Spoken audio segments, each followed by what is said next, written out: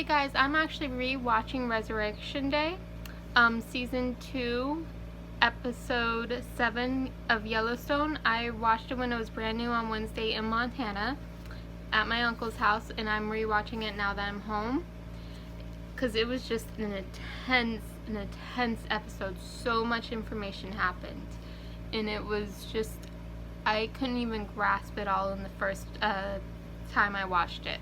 So I'm rewatching it now, and as like I say, it was just so intense and it was just so adrenaline pushing. In this episode, in the very beginning, Casey and his dad goes on a ride to actually where it kind of sounds like where his mom died. Kind of sounds like, and Casey actually did not know that his dad usually goes over there. And in this episode also, Rip and Beth has a moment on top of the roof, which is very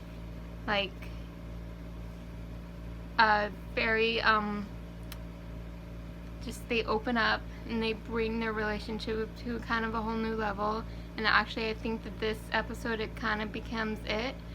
And they have a serious deep talk, and he had this look on his face like if he was gonna say like I love you, and she just stops him and says, I don't want you to say it, not yet, wait until the moment where it like saves my life. And unfortunately that actually does happen in this episode, but I'll get to that. And in this episode, Casey and Monica makes up, and it's kind of funny is Casey's dropping his son to Monica, and kind of looked like for a while that he was getting the weekends. And when he walks in, he sees how her bag's all packed. He's like, what's going on? She's like, it depends on you. And she opens up, says like, I could try to quit you, but I can't.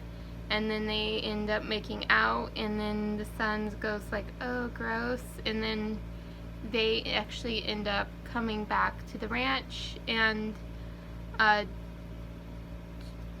their dad actually gives him his room, the master bedroom, and he moves into what would have been his other son's cabin.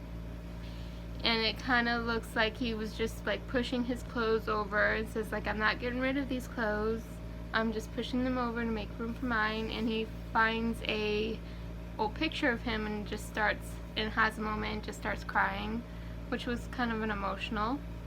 And Beth is actually, there's this part where Beth is at her office at night. I don't even know why she works at night, but she does.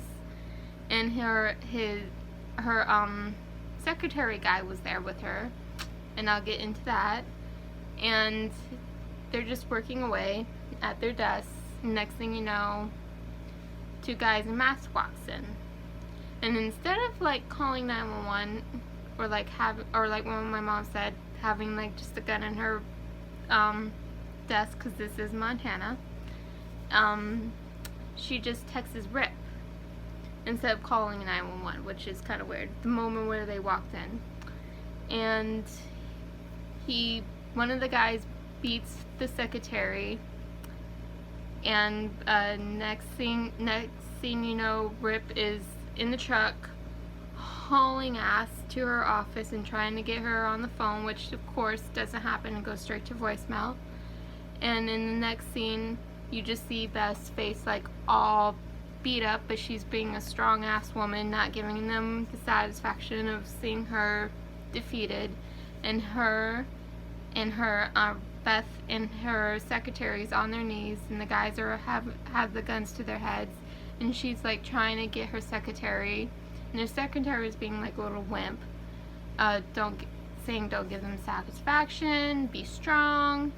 Next thing you know, he's getting a bullet in his head, and of course she's like calling this guy names and such, and he actually ends up throwing her on the desk and just this close to almost raping her.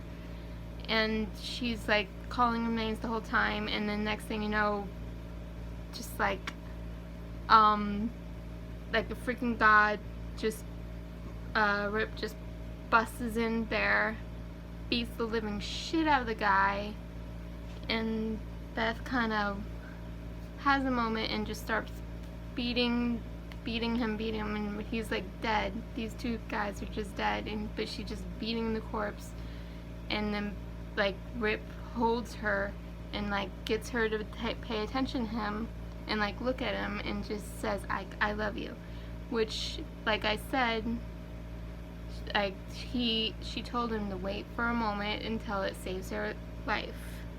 Kind of like noggin on the head. As soon as she said that, I knew something was gonna happen. And her face, oh my gosh, her face is just messed up. And the next thing you know, Jen, Casey, and their dad, John, is there. And so pretty much probably Rip just called him after the math. Like, hey, this happened, blah, blah, blah, get down here. And they ended up taking care of the bodies, saying, like, don't take the bodies away. And we're going to take care of the bodies ourselves. Hint, hint, hint. And then next thing you know, Casey's back in bed with Monica. Monica's like, where'd you go? And he's like, there was wolves on the property. And she's like, wolves, really? Like, she did not believe him. And he's like, yeah, baby, there's wolves all over the place. Meaning, like, the guys, like, because they're just freaking evil. And next scene is, like, in the morning, where the guy who actually, one of the very evil guys who sent these guys after Beth, is actually one of the top dog other brother people that I actually talked about in a previous episode, that I tried to team up with John, but he was just like, no. And the two corpses, basically, two bodies, sorry, is just stripped naked. And in the chest, there's a knife in the chest with the letter going, like, go away, go home, blah, blah, blah. And he just wakes up, gets his cup of coffee, looks out his window, sees these two corpses, walks out, looks at them, reads a note, just turns around, walks right back into his house like if nothing actually happened. And I swear this whole episode was like a total Sopranos worthy episode, seriously. And I cannot wait until the next episode to see how it all plays out. And it is going to be legit insane. And Jamie, oh my gosh, I can't believe I almost forgot about this. Jamie actually ended up trying to kill himself over everything. And he got a shotgun out of his dad's little shotgun compartment, and he noticed someone's missing, so he goes, grabs Rip. They haul ass to a place, and I don't even know how they knew how to find him or look for Jamie, because that ranch is freaking huge. But they like haul ass straight to Jamie, and the dad,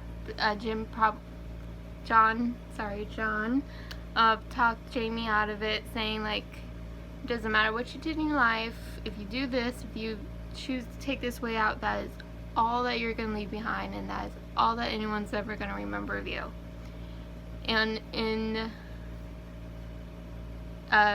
later, John is actually asking Beth to like take it easy on him, and Beth's like, hell no, I'm never going to take it easy on him, which is actually really kind of funny, because he did pretty much bring all of this upon himself. And then when later, after the episode's all over and done with, when they show the next scene, it kind of shows like Jamie's gonna have this meet up with his ex. Maybe something's gonna happen there where they get back together or not, who knows.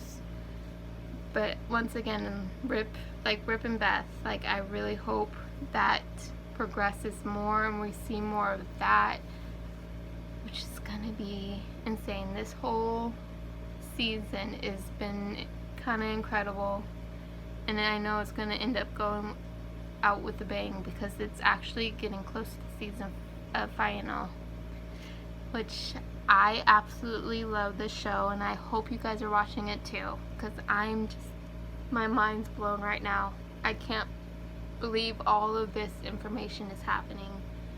It's crazy.